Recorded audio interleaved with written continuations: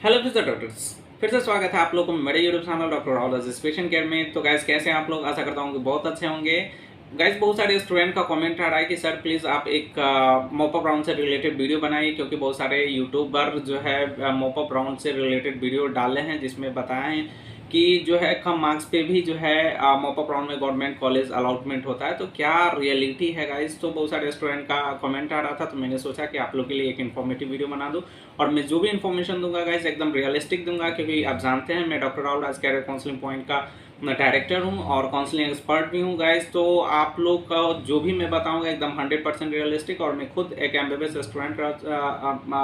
Student हूँ। तो guys जो भी बताऊंगा एकदम 100% रियलिस्टिक बताऊंगा, तो इसीलिए वीडियो के लास्ट तक आप जरूर बने रहिए। और क्या रियलिटी है मॉप अप राउंड का, तो वो आपको इस वीडियो के लास्ट तक देखने के बाद ही आपको जो है असलियत जो है पता चलेगा।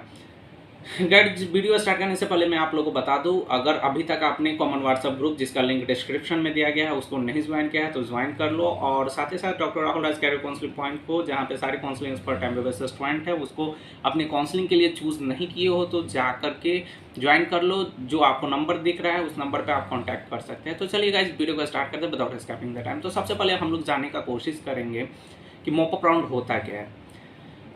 तो गाइस जैसे कि आप जानते हैं कि जो आपका नीट 2023 है उसका रिजल्ट आने वाला है 12 जून। मोस्ट प्रोबेबली जो है 12 जून का आपका रिजल्ट जो है आने वाला है, ठीक है। उसके बाद जो आपका काउंसलिंग है, दो तरह का काउंसलिंग होगी, ऑल इंडिया कोटा का काउंसलिंग होगा और स्टेट कोटा का काउंसलिंग होता है। तो गाइस दोनों काउंसलिंग में आप किसी भी स्टेट से देख रहे हैं गाइस, ये वीडियो आपके लिए भी इन्फॉर्मेटिव होने वाला है। तो दोनों ही, चाहे आप ऑल इंडिया कोटा में पार्टिसिपेट करने जा रहे हो या स्टेट कोटा में पार्टिसिपेट करने जा रहे हो, तो क्या होता है कि पहला जो राउंड होता है उसको फर्स्ट राउंड कहा जाता है। उसके बाद आपका सेकंड राउंड, अगर जो बच्चे को फर्स्ट राउंड में सीट अलाउट होता है तो अपग्रेड करके सेकंड राउंड तक जा सकते हैं, बट सेकंड राउंड में उसको एडमिशन लेना होता है गाइस, ठीक है। अधिकतर जो ऑल इंडिया कोटा का भी वही रूल्स है, और स्टेट जो अधिकतर स्टेट है उसका भी वही रूल्स है कि अगर आपको सेकेंड राउंड में अगर आपको सीट अलॉटमेंट होता है तो आपको एडमिशन लेना है, भले आपका कॉलेज चॉइस का जो कॉलेज है वो मिले या ना मिले, ठीक है। अगर आप नहीं लेते हैं तो आपको फ्री एग्जिट माना जाता है।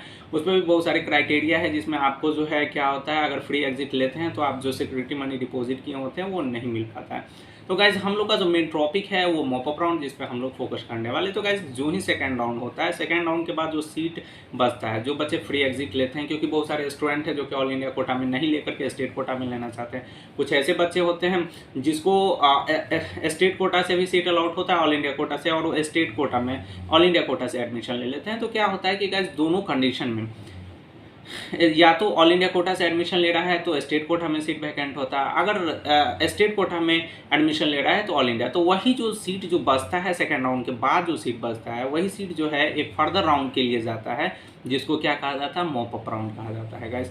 अब ये तो आपको समझ में आ गया कि मॉप अप राउंड होता क्या है। अब मॉप अप राउंड का क्या रियलिटी है, वास्तव में जो है कट ऑफ बहुत कम जाता है इन कंपैरिजन, तो ऐसा कुछ नहीं है गाइस। आपको जो भी इन्फॉर्मेशन दे रहा है वो गलत इन्फॉर्मेशन दे रहा है। मॉप अप राउंड जो होता है in comparison to second round, second round के कंपैरिजन में आपका मॉप अप राउंड का जो कट ऑफ होता है वो कम जाता है। ये रियलिटी है कि कम जाता है, लेकिन एकदम आप 200 300 मार्क्स ऑब्टेन कर रहे हैं और आप गवर्नमेंट एमबीबीएस के लिए सोच रहे हैं और आप चाह रहे हैं कि हम मॉप अप राउंड में पार्टिसिपेट करेंगे और एडमिशन ले लेंगे, ऐसा कुछ नहीं है गाइस।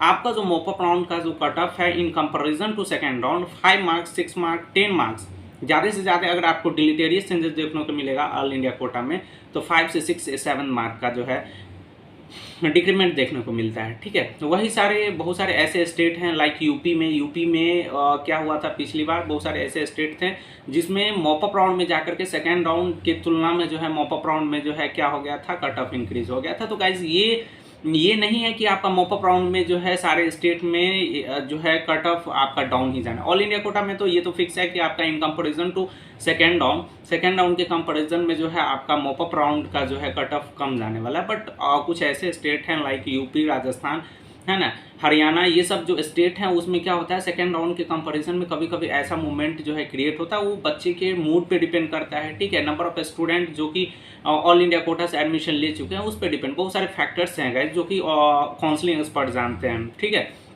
तो वो सारे फैक्टर जो है वो अफेक्ट करता है, जिसके कारण कुछ ऐसे स्टेट है जहाँ पे जाकर के जो है क्या होता है कट ऑफ हाई भी हो जाता है। बट जो अदर स्टेट है, ठीक है, उसमें ऑलमोस्ट 98% जो स्टेट है उसमें मॉप अप राउंड में जो है cut off in comparison to second round 5 से 10 मार्क जो है कम जाता है, ठीक है।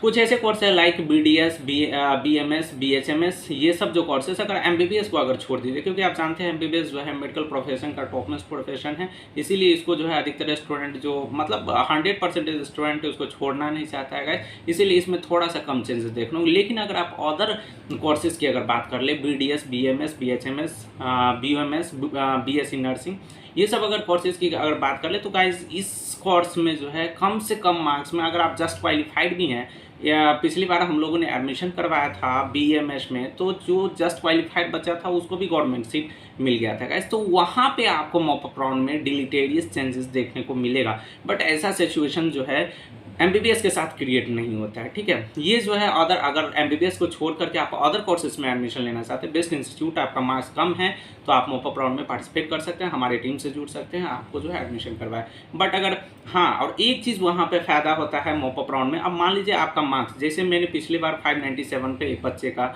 जो है ESIC बीटा पटना में करवाया था, मतलब एक का ESIC बीटा और एक बच्चे का 605 पे जो है IGMS कॉलेज अलॉटमेंट हुआ था। बट वही जो कॉलेज है सेकेंड राउंड के दौरान DMCH एक बच्चे को 597 पर हमें अलॉटमेंट करवाए थे बिहार के mop up round state quota counselling में। तो वैसे ये जो DMCH है उसका सेकेंड राउंड में कट ऑफ जो है उसी कैटेगरी में 615 के आसपास गया था, और वही कॉलेज जो है वो 597 में मॉप अप राउंड में मिला था। तो वहाँ पे एक फ़ायदा होता है कि अगर आपका मार्क कम है और आप चाहते हैं कि हम टॉप मोस्ट कॉलेज में जाएँ, ठीक है, तो आपको वहाँ पे जो है मॉप अप राउंड तक पार्टिसिपेट करना। लेकिन एक चीज़ यहाँ पे आकर के, हाँ, तो ये चीज़ हो गया कि आप कम मार्क में भी अच्छे कॉलेज ले सकते हैं, उसका एक वे है मॉप अप राउंड।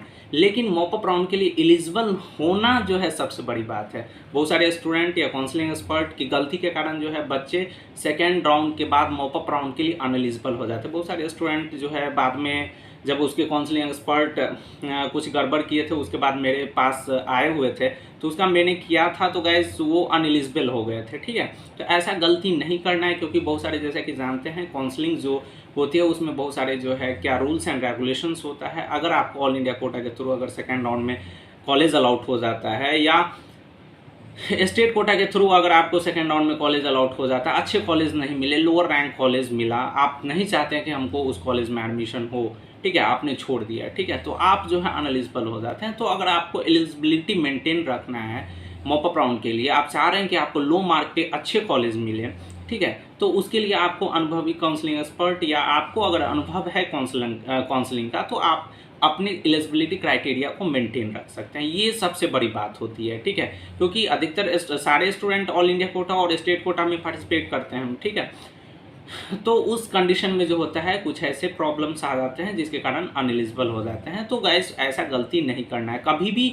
जब आप काउंसलिंग करते हैं या करवाते हैं तो काउंसलिंग एक्सपर्ट के सहायता से, अगर आपको अनुभव नहीं है, ठीक है, फर्स्ट बार आप पार्टिसिपेट कर रहे हैं, सेकेंड बार पार्टिसिपेट कर रहे हैं, लेकिन आपको अनुभव नहीं है, तो गाइस विदाउट काउंसलिंग एक्सपर्ट का जो मदद है उसके विदाउट आपको नहीं करना है। नहीं तो आप क्या हो सकता है, आप कभी मतलब अपना जो एडमिशन है वो आपका जो है 1 ईयर वेस्ट जा सकता है। ऐसा ही बहुत सारे केसेस मैंने BMS में देखा था कि स्टूडेंट जो है ऑल इंडिया कोटा से एडमिशन ले लिए थे, बाद में जाकर के बिहार का स्टेट कोटा में पार्टिसिपेट किए थे, बट वो अनएलिजिबल हो गए थे। तो ऐसा गलती आपको नहीं करना है, ठीक है। तो आपका जो ये था कन्फ्यूज़न कि क्या कम से कम मार्क में, तो गाइज कम से कम मार्क में जो है MBBS में 5 से 10 मार्क अगर आपका कम है in comparison to second round, तो आपको MBBS सीट मिलने का संभावना जो है सबसे ज़्यादा रहता है। लेकिन BDS, BMS, BHMS इसमें अगर आपको कम मार्क्स भी है, आप चाहते हैं गवर्नमेंट कॉलेज दें, तो आपको मॉप अप राउंड में ज़रूर पार्टिसिपेट करना चाहिए। और मॉप अप राउंड में पार्टिसिपेट करने के लिए आपको एलिजिबिलिटी क्राइटेरिया जो है उसको क्या करना है, मेंटेन करके रखना है, ठीक है।